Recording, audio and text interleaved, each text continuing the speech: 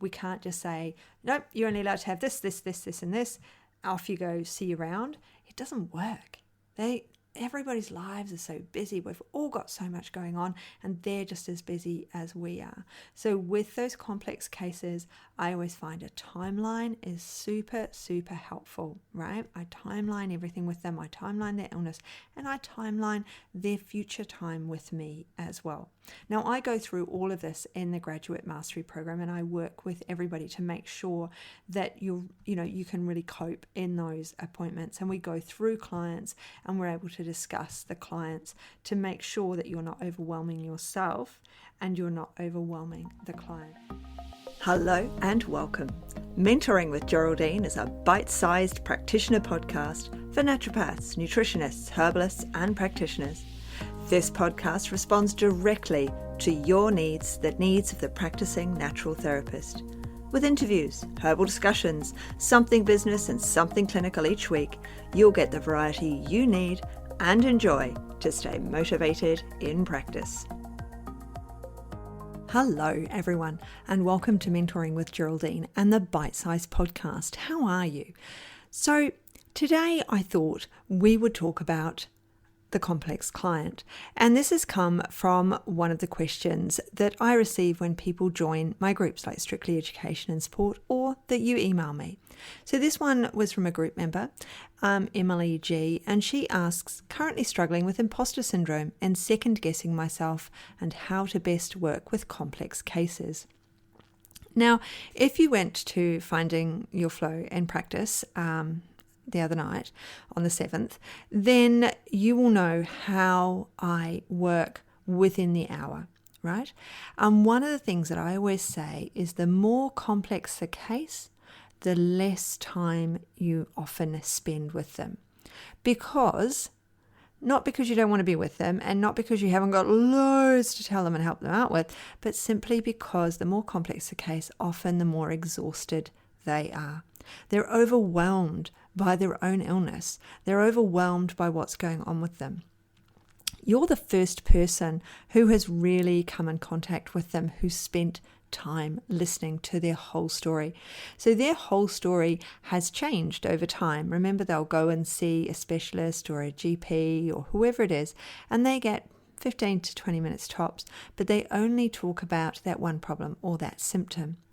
So you're the first person who sat down and spent 20 minutes listening to them, all right, and let them speak. Let them start at the beginning of their problem and go all the way through. So it's not like when they started going to see the specialist and they started telling the story, they don't get to repeat stuff that they told them long ago. They don't get to tell them they don't get to tell anyone the whole story. Their loved ones know their story or feel they know their story. And so they're not really listening either when that person is trying to tell them their story. So learning the person's story is one of the biggest things for that client. Being able to share what really is going on with them, that's huge for them to be able to say, I got this virus 20 years ago and this is what's been happening since. I got sick and then this is what happened. I'm convinced I was well prior to that. So we really need to know the never been well since moment, okay? And once we know that never been well since moment, we can start making timelines and we can start planning. Now, it can be really, really overwhelming when it's a complex client sitting in front of you and we do start second guessing ourselves. So one of the biggest take-home things I'd like to say here is we don't have to do everything in one appointment. Okay, I do like to talk to you. I want to encourage you to see your clients more often than the one appointment. I spread out to my clients. I sit there and I say, I'm going to need to see you fortnightly for the first 3 appointments until we get some sort of stability happening. Then we can stretch it out to every 3 weeks. And then hopefully from there, when we've got some resolution to some of these problems, we can move your appointments to monthly. Now, as soon as you say that, people understand the framework. They understand where they're going. I haven't told them what I'm going to be doing in that time. I haven't told them I'm going to want you to change your diet. I'm going to want you to exercise every day, la, la, la, la, la. I'm going to want you to take these supplements at this time. And no, I've simply said, this is the overall framework. Then within that overall framework, then I might say these first 3 appointments, we really just need to get on top of some of these symptoms, or we really need to be able to get you sleeping so that you've got the energy to be able to restore, whatever it is that's going on. In that first appointment, if they're really complex, they often have a lot of medications, and we've got contraindications to think about. And if they've rocked up, so my most interesting client years and years and years ago, and this is when it really embedded into me that I couldn't have hour-and-a-half appointments with people who were chronically unwell, is he came to me and he had 5 A4 sheets of paper, so normal, business writing size paper, in all single spaced, and he had 5 pages with supplements and medications. Now, I can't prescribe him anything except diet change. I can't do anything. Looking at that, I'm going to spend, I spent a long time on that list, going over all those supplements that he was doubling up on everything, and then looking at the medications and the contraindications. So that became then another appointment for me. So I spent an hour-and-a-half with this gentleman. He was exhausted at that end of hour-and-a-half. He'd frozen up. He was like, "Thank you so much. You've so much information, but I can't stay here any longer. I'm exhausted." And I started to see that sort of half an hour, 40-minute marker where people began to shut down because they couldn't take on any more information, but they also just couldn't sit in this other environment. And even when we're online, we're still exhausting them because it's big for them sharing all this information. So we need to cut back on the amount of time we're seeing them often to be able to then spend our time researching them, what they're taking, how often they should be taking, so we don't have those contraindications. I took this man's 5 pages down to 2 pages. And you might think, oh, that's still heaps. I mean, that's still heaps, 2 pages. But then I got him down, because that was, right, we need to finish, you want to finish these supplements. I don't want them sitting around in your cupboard. So it was like, well, once that one finishes, you're going to go on to that one. And then that one finishes, you're going to go on. So that's why it went down to 2 pages, and that we had all of these supplements in his cupboard, because every time he went online to buy something, those websites, and they say, oh, the last person that bought that also bought this. Don't you want this? And so he was doing exactly that, buying the next thing that it suggested. So I was reducing down. I eventually got him down to 1 A4 page. That's including his doctor's medications, all right? And they weren't closely spaced by then either. So I'd managed to make sure that, there were dozens of supplements that had magnesium in them, for example. So he just didn't need that much magnesium. Dozens with B vitamins or zinc. He didn't need the amounts that he was taking in all of those different supplements. So, it was a case of, well, let's not take this one until this one's finished. And then you can take that one. And these 2 here combine to make this one product. So once we finish those 2, then you can purchase this one product. And so on and so forth down. So this was a man with chronicity, struggling with movement. He's referred lots of people to me because we worked very well together. But in that first appointment, I tried to do too much. I tried to cover everything. I tried to solve all of his problems in one sitting. And that doesn't work for people. We exhaust them because we want to share so much. We want them to get better. We want to share everything we know, and they can't deal with that. That's not the way it works. We have to go really slowly. So in actual fact, the more chronic the client, the less I will do with them in that appointment, the sooner I will bring them back, and how I will limit the changes I get them to make, and I will make sure that we're both on the same page, that those changes really can be undertaken by that person. I have some clients who come in, I see quite a lot of men, and they're like, yep, just tell me what to do, and I'll just put it on my spreadsheet and I'll just do it.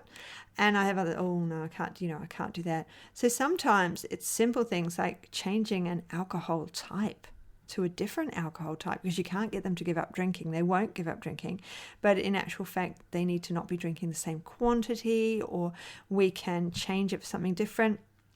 I've had lots of people come in and they're on an alcoholic spirit, and then they're on a fizzy drink, the brown ones, the nasty, full of absolutely everything. And but I'm on the diet one, it's like, no, okay. So we need to get rid of that soda because I know you're not going to get rid of that alcohol. And it's really, these are tiny changes, but they're changes that make a huge difference over time.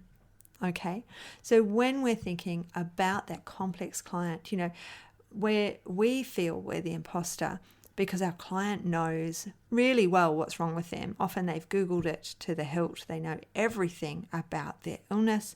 And so we feel like an imposter even pretending to know, even though what we're looking up is all the research. We're looking up, the papers from the journals. And so we begin to second guess ourselves. Did I make the right choice? Was it enough to just tell that client to give up that brown fizzy drink?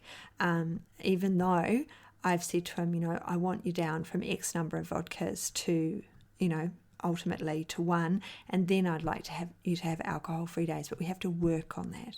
So we will work on that slowly as we go along, because I know that's too much for you right now. And so I don't want to. It'll be beautiful when we get there. So what we're doing when we're talking to them is making these suggestions. So we're putting these suggestions in their mind. We tell them they don't have to do it, how hard it's going to be. Then you'll discover that they'll come back and say, wow, you told me that I didn't have to change the number of schnitzels I have per week, but you know what? I've done it and I've added a salad every day. And then we can be like, yay, congratulations, you did this on your own. You did this under your own steam. You're the one that did this, because ultimately that is the thing with a client, is they have to make those changes. We can't just say, nope, you're only allowed to have this, and this. Off you go, see you around. It doesn't work. Everybody's lives are so busy. We've all got so much going on, and they're just as busy as we are. So with those complex cases, I always find a timeline is super, super helpful, right? I timeline everything with them. I timeline their illness, and I timeline their future time with me as well. Now, I go through all of this in the Graduate Mastery Program, and I work with everybody to make sure that you can really cope in those appointments. And we go through clients, and we're able to discuss the clients to make sure that you're not overwhelming yourself and you're not overwhelming the client. So Graduate Mastery Program is open at the moment. It is, there's limited numbers in it, and we do have these block times together now, which means that we can really discuss what's going on with the client, what's going on in the practice, and how we can make that practice work better. And we can reduce that imposter syndrome, which is what we all want to reduce, isn't it? So I'm going to leave it there for today. If you do have a question that you would like me to go over in the podcast, then do let me know, because I would love to answer your questions. So now, if you've made it all the way through to the end, it's the usual thing. If you wouldn't mind, I'd love a review. I'd love 5 stars if you wouldn't mind. You just keep scrolling down on the system, whichever you're on. If you're on iTunes, you just keep scrolling down, and then you can easily fill in that review form, because that helps me. And you're listening to me, so I hope that I have helped you in return. And share it. Share the podcast. Pop it on your, on your story or in your feed, so that your practitioner colleagues can find out about it as well, and they can start following as well. That'd be great. Thank you so much. So I hope you have a beautiful rest of day, and I really look forward to seeing you in one of my groups, on my pages, or maybe in the Graduate Mastery Program. So let's catch up soon. Bye. Thanks so much for joining me today. Don't forget to rate, review, and subscribe to the podcast for the weekly episodes. If you'd like even more support and learning, then the Academy is for you. Here you'll find part 2 of the herbal discussions, more clinical learning, and case studies to support your clients in practice. Bye for now.